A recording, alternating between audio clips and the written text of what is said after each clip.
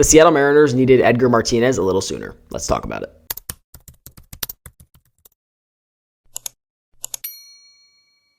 So in case you've missed it, the Seattle Mariners offense is actually doing something these past few games, and they have won 4 of their last 5 games. Somehow they continue to draw us back in as they are now 3.5 games out of a wild card, and exactly what I told you guys needed to happen last video is that the Twins got swept, so now they are that much closer to a wild card spot. But that's not what we're talking about today. We're talking about the impact of Edgar Martinez and how well he is really making this offense perform, and even quotes from players like JP saying how much he's helped. So per usual, I'm going to go into some of my opinions as well as some statistics to back up what I'm saying on how good of a hitting coach Edgar Martinez really is. So here's a quote from JP. This is only part of the quote, but this is one of my favorite things that he had said, and that was, man, he's been huge. He's been really good. He's been helping everyone here, and just the advice he gives is so simple, and it really works way better than anything else. And the key word that I really like that JP uses there is simple, because that is something that we heard with Brant Brown and even DeHart, that they were just overcomplicating things that should not be that complicated. And it's hitting. Of course, it's complicated, but I'm talking about just the simple aspects of it, like hitting an outside slider to the opposite field, like simple stuff like that Edgar Martinez brings, and you can hear, it's great to hear the players talking about that as well. He's not just the best overall hitter in Seattle Mariners history, in my personal opinion, but he is arguably one of, the top 20 best hitters all time. So the guy knows what he's talking about, and it's good to hear that the players are saying that he has just been really, really helpful for them, which makes it that much the more painful, because I would have loved to see what this team could do, if Edgar was the hitting coach from the beginning of the season instead of going through 2 different hitting coaches and then finally getting Edgar on August 23rd, which is really, really late in the season. But as we can see, it is working, and I'm going to go through some of those stats today. So for those of you that did not know, Edgar Martinez was actually the Seattle Mariners hitting coach from 2015 to 2018. Why they got rid of him, who knows? Maybe Edgar decided to step back. But just to tell you how good his offense was during those 4 years he was the hitting coach, they had an 82.5 WAR over the course of that time span, which was 11th in all of Major League Baseball. They had a 103 WRC plus, which was 6th in all of Major League Baseball, a 255 batting average over those 4 years, which is 10th, and then only a 20.8% K rate, which was tied for the 9th lowest in all of baseball over the course of those 4 years. Now, I know what some of you are thinking, a lot of factors do play into that. Like during that time, he had prime Mitch Haniger, Nelson Cruz, Robinson Cano, Kyle Seager, Gene Segura, all those guys who were really just performing at the top of their craft, arguably for some of them.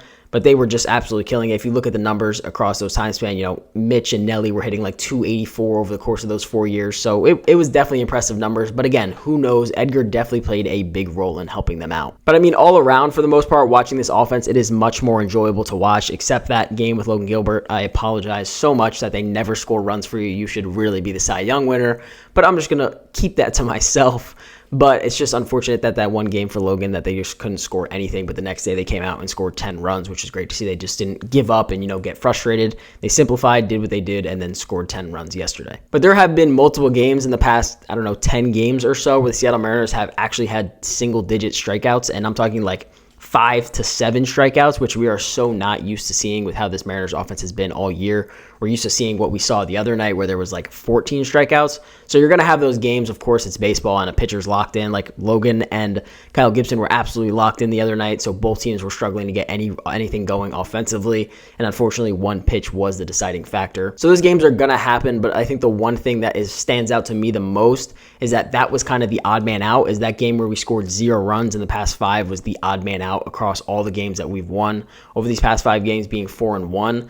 So that is good to see that, scoring 0 runs is more like less frequent than it is to, go out and score 5 to 10 runs a game. So now we're going to talk about kind of the impact that Edgar has had since he's become. So as we know, Dan Wilson became the manager on August 22nd, and then it was released that Edgar Martinez was becoming the hitting coach on August 23rd, right before that Giants series. And here I'm going to give you these offensive rankings, which are just super awesome to see, which is something that we never thought we would see this year because of how bad this offense has been throughout the entire season and being almost last in every single category. And obviously, this is a very small sample size. This is only, I believe, 15, 16 games. So not a huge sample, but still really nice to see these offense rank really high in some categories. So in terms of WAR, they have a 3.6 team WAR, which is 4th in all of baseball over that time span. They have a 242 average, which is nothing crazy, but definitely a massive improvement from where they have sat at all year around that 216 mark. This was 18th in all of baseball. So again, nothing crazy, but definitely still an improvement. They have a 121 team WRC plus, which has them 4th in all of baseball over this time span. And they have a 24.2% K rate, which is the 11th highest. So still, they're not in the top 10 for the highest K rate. They're in top 10 for a lot of categories that are important, WRC plus, WAR. So as a team, they are definitely performing at a much higher level since Edgar and team has come on. But one thing that I kind of want to point out, and this isn't, I don't want to say it's something that they've been struggling with, because they have been getting on base a lot all year and they have been walking a lot as a team.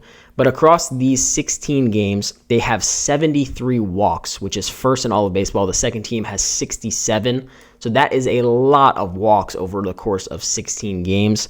And just on top of that, they have a 347 on base percentage as a team, which is 4th in all of baseball across that span. So there's definitely something in the approach. And as you can hear with JP saying it, he just simplifies everything. So they're not chasing. But one thing you have to remember in terms of not chasing is the Mariners didn't really chase to begin with. One thing they really just struggled with was putting balls in play that are in the strike zone. Like, they would literally just miss them. Goldie had talked about it on one of the broadcasts that they aren't a team that chases a lot, but even though they strike out so much, you'd think that, okay, that would come with chasing. They literally just miss pitches in the zone. So they're literally just missing strikes, and that was kind of the problem they've had all year. And now when you watch them, they're putting balls in play. With 2 strikes, you're not like, oh, here comes another strikeout. You're like, okay, they're going to put the ball in play. They're doing things, whether it's an out or not. They're still putting the ball in play. They're still going with pitches. They're still, even you can tell in Julio's approach, he's just driving pitches to right field, which is great to see. And a lot of them are outs, but he is hammering baseballs that way at 100 plus miles an hour. So it's coming. He's been doing great. There's a lot of guys that have really started to figure it out, as you can see just from watching these games. But Edgar has a huge impact on all of that. You could just tell that these guys are really passionate to want to learn from Edgar. You could see it in pre-games. There was some with Josh Rojas talking to Edgar for like 10 minutes before the game, going like this. They were even picking up baseballs, and Josh was talking to him about, going the other way. All these different things are just really cool to see, that they all can just really relate to Edgar. He's a guy that's been there. He's a Mariners legend. So nonetheless, they're going to listen to him. They respect him, which is just great to see. And hopefully, this can translate into next year. And hopefully Dan and Edgar can lead this team to lots of years of success doing this. So shout out to Edgar for that, because he has been huge, and it's actually been very enjoyable to watch this offense over the past few games at least. They have their games, where they score 2 or 3 runs and still end up losing, like those Angels games and those A's games. But nonetheless, they still have a chance at the playoffs. I believe we are 4.5 back of the Astros, who got killed by the Diamondbacks yesterday. So they still have a chance. They still are right there. They just got to keep winning. All they can do is keep winning.